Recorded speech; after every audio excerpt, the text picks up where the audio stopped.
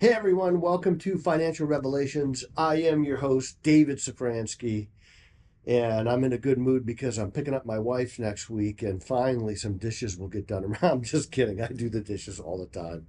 In fact, one time I had invited the engineers from Bosch over who made my dishwasher. So all the engineers came in from Germany, and I said, I asked my wife to load the dishwasher, and the engineers from Bosch saw that and they just walked into the lake and drowned themselves because she defeated every mechanism for cleaning dishes. So I basically load the dishwasher, and I made a deal with my wife that if she does the vast majority of the cooking, I will do the vast majority, if not all of the dishes, because I don't think it's fair to one person has all that. So I do a lot of it's cathartic for me to do dishes, believe it or not. And I fold laundry and I cut my lawn with straight lines. So you can hear me every Thursday morning on WCRF 103.3 in Cleveland. And if you can't be in Cleveland, if you can't get close to the radio station to pick up the signal, there's repeaters in Ohio and Pennsylvania. But even better yet, there's a Moody Radio app where you can listen to all of Moody Radio across platforms. So it's really kind of a neat app. They did a really good job with the app. It's very user friendly, and you could see all of my. You could listen to all the old broadcasts there too. They archive them. So that's every Thursday morning on 103.3. You can call here, 800-344-2534, all running below me. Um, my Twitter handle, you can follow me on Twitter. Uh, I like Twitter. I've noticed something with the algorithm lately where I'm getting less news feed and more movie clips. And I don't pick movie clips. I don't know why that's happening, but the algorithm has changed a little bit. And you can always email here if you want to ask an individual question that we'll answer on the podcast.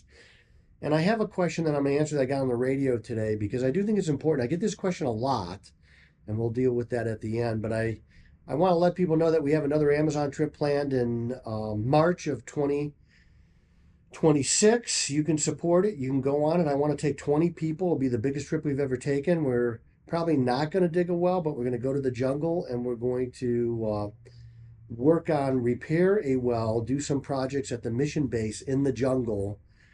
So there'll be a lot of opportunity to meet with the people of villages, to pray with them, to build into the missionaries' lives. To the mission base is a place where we bring villages to learn the gospel, go to church, have communion. We have people that live there and care for it. It's some of the finest fruits you're ever going to eat are grown on that mission base. So it's really something. If you want to see more about the mission trips, you can go to nativosusa.org. And you can always call here if you need more information on the trip, the requirements to go. We do, if you have a heart condition, you probably shouldn't go. And it's not that we couldn't get you help. I just don't know if it's going to get to us fast enough. And so if you're in a wheelchair, probably not the best place for you. If you're a minor under the age of 18 and you want to go, you have to come with a parent because we're not taking unaccompanied minors. It's just too difficult. So things like that. The market, and let's talk a little bit of market now because that's why people tune in. The market is kind of in recovery mode, and there's a lot of reasons for this. And I've talked about this in the past, and this isn't gloating on my part. It's a recognition of the facts on the ground, really, if nothing else. And that is the trade deals are starting to happen. We're getting wind of India, and I've talked about this before, where there's like 80 countries that want to do a trade deal with us, and they're going to get a trade deal. There's probably 15 to 17 countries that really matter as far as trade goes. And of course, China is one of them, and that is going to happen, even though China says it's not. China's not really in the driver's seat here. This president is the first president. I recognized this a long time ago, and so did Donald Trump, but he's the first president to realize that China needs us way more than we need China because Europe cannot buy all of China's stuff. They just can't. I got into some heated fellowship with my lovely wife about Europe because, by and large, Europe is not a wealthy place. There are wealthy people in Europe, for sure, and they may have a higher satisfaction of living. You go to Sweden, for instance, and they love their health care that they can't use. So I think, well, yeah, okay, they pay 70, 65, 70% in tax, and they get taken care of cradle to grave. That's my phone doing that. So I don't get a lot of satisfaction out of paying a lot in tax. I'd rather buy my own health insurance, which I do. And so the idea that Europe is going to be able to afford all of China is just, it's not realistic. The other thing is there's a lot of pressure off of Chair Powell. He's not going to get fired. He's not going to get fired. He never was going to get fired. I don't think it would be a good idea to fire him, even though I don't think that he's done a stellar job. He was way too late with the Biden administration. And this is what the Fed does. It's not just Powell. It was Greenspan. It was a lot of people. It was Bernanke. They're late to the party all the time. They're so worried about getting it wrong that they get it wrong consistently. And I think probably they could be lowering interest rates right now. Now, would I be down a point? No. But I'd be starting to feed into the market a little bit. Inflation is coming down. And they're so worried about tariffs having an inflationary impact, but tariffs aren't going to happen. You're going to see these tariffs are going to get negotiated away. And Donald Trump did something. He got people to the table, and that's what he did. So there's a lot of pressure off Chair Powell. We are going to get a rate cut in June. I think it would be safe to say. And the rush at the front end of the administration is subsiding. So Trump came into power. He just did his 100th day yesterday. So the first 100 days is in. The border is closed. Illegal immigrants are getting shipped out. Yeah, the courts are getting in the way, but that's going to also go by the wayside. The executive branch should be allowed to deport people. Just throw it here, Corey. Yeah, just throw it. Okay. Sorry about that. I'm going to take care of this right now. It's not even somebody I want to text from. Leave me alone. I get a lot of junk texts. I don't know why. So that rush at the front end, and the reason why they were rushing is because they know they had a lot to get done, and they want to get it done early and out of the way so that they could start building the markets again, which is what they're going to do. That's why I believe the second half of the year is going to be really strong. And you know that nobody believes the press. This is another reason why markets are starting to recover. Nobody believes what the press says. The main mission of the mainstream media is to make conservatives look bad at all costs. There's even former Fed bank presidents saying the Fed should drive us into a recession to get rid of Donald Trump. That is how bad they have Trump derangement syndrome. It's just incredible. Everything you do, you're a racist. Everything you do, you're a Nazi, which, you know, you're a Hitler. There was a real Hitler that actually happened. And so I think it minimizes what happened in Germany to the Jews, to the Russians, to the Germans who didn't play ball, to handicapped people that they gassed, to gay people that they gassed. They marched across most of Europe and destroyed people's lives. You know, he's not a Hitler. That's not true. Nobody believes it. It's a stupid thing to say. We all know that now.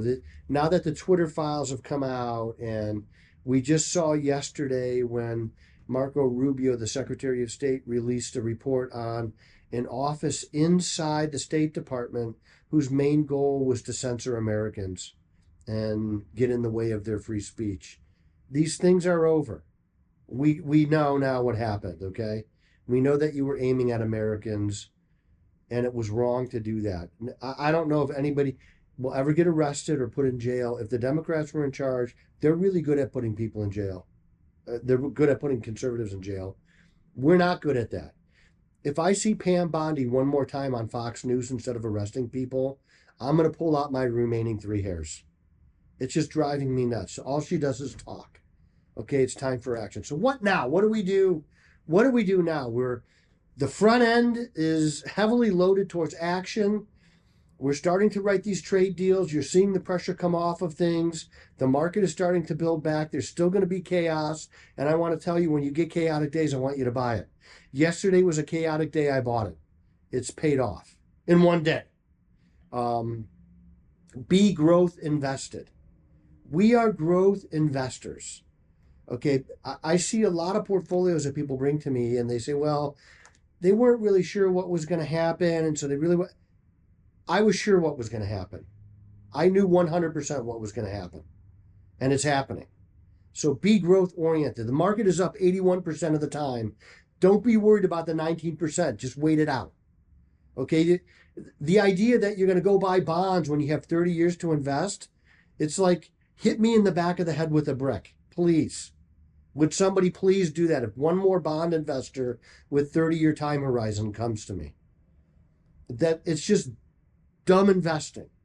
Be growth, invest. I love technology. I love the Microsofts, the Metas, the Amazons, the Googles, Micron, Palantir, Supermicro. I mean, the list goes on and on and on and on and on. I could sit here and name 100 companies that I love and I want to own them all. I can't own them all, so I got to pick what's right for me and the people that we're working for. But they're all growth companies, and that's where you got to be. You got to be growth. I don't care if you're 75. I want you to be growth oriented. I want you to be large domestic American goodness. American goodness. What does Europe have? What does Europe have that we want? I'm trying to think. I'm looking for an answer, but I don't know. Cheese. France has cheese. I love the cheese in France. I'm not a wine drinker really, so it all kind of tastes like cough medicine to me.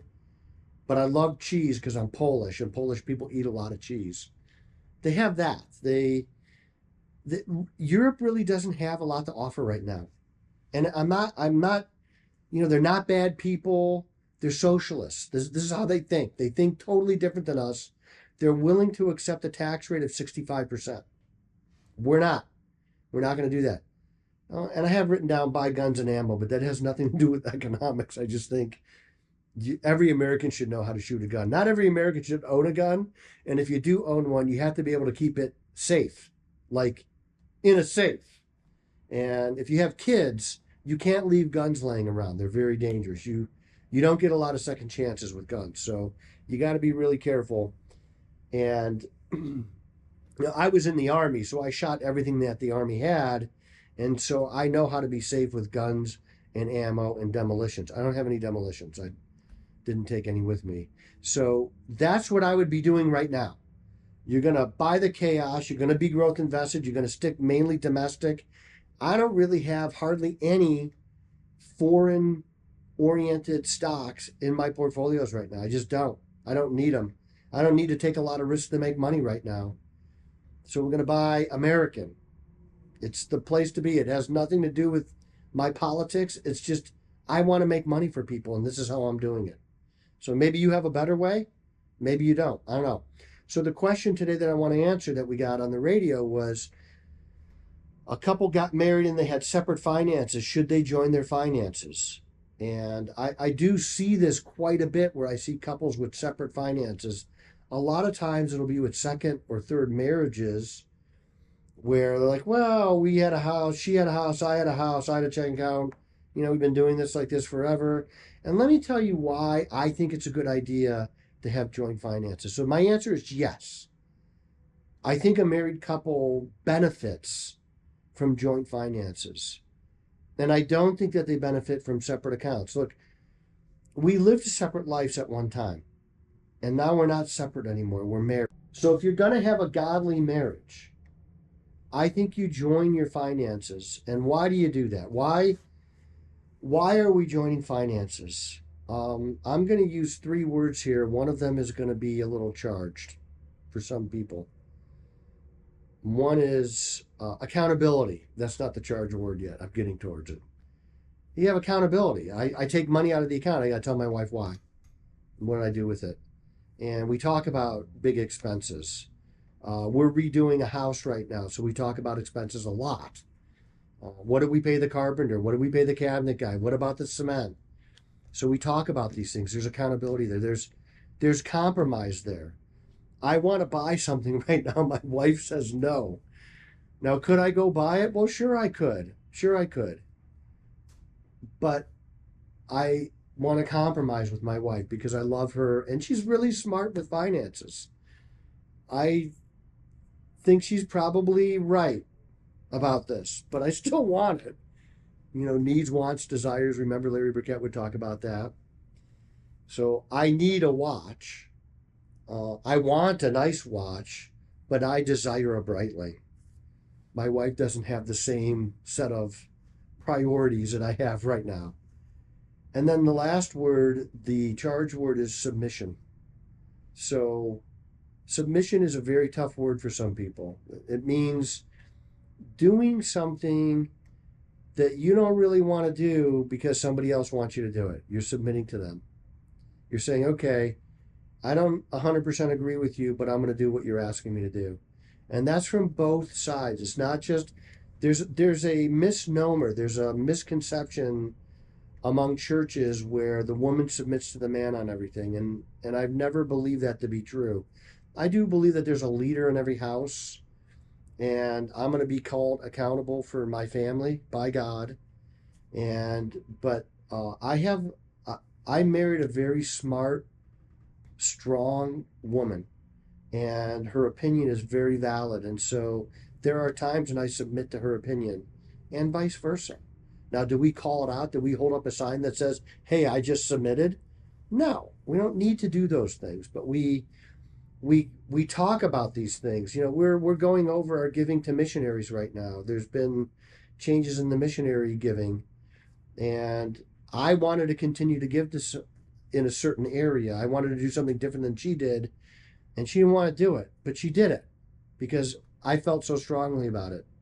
And so she, in essence, submitted to what I wanted to do, and I have done that for her too.